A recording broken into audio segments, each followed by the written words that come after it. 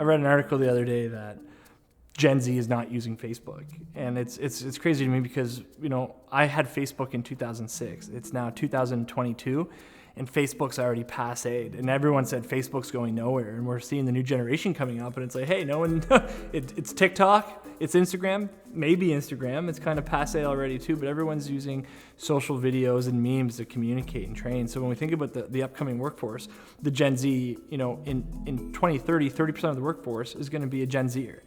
And the way a Gen Zer is taking information and absorbing information and going to work and what they expect from work is completely different than someone in my generation.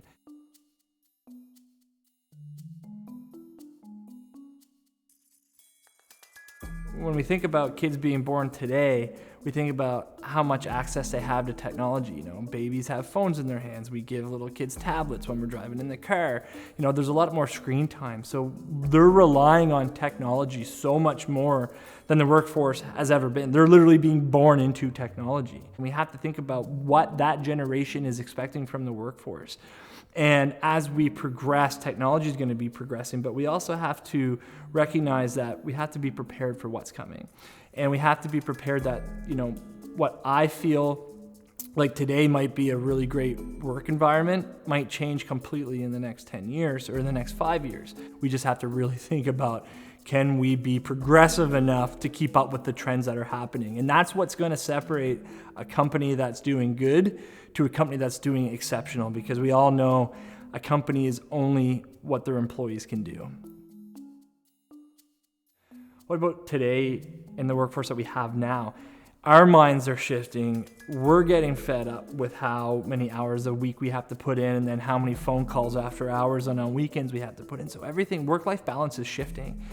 And we have to think about ways to create a better work environment. And a lot of it stems down to engagement, employee engagement. So for the workforce that we have, there's technologies out there like iTacit that we can push out to a workforce that, again, is keeping everyone engaged. They might not ever come to the office. Here at iTacit, I have employees that I've never met in person. But that's okay, right? Because I'm connected to those employees by way of technology through the iTacit mobile app or Slack or email. Video conferencing is the new norm. Trying to connect that human connection without having that in-person human interaction. And I think technology can bridge that gap.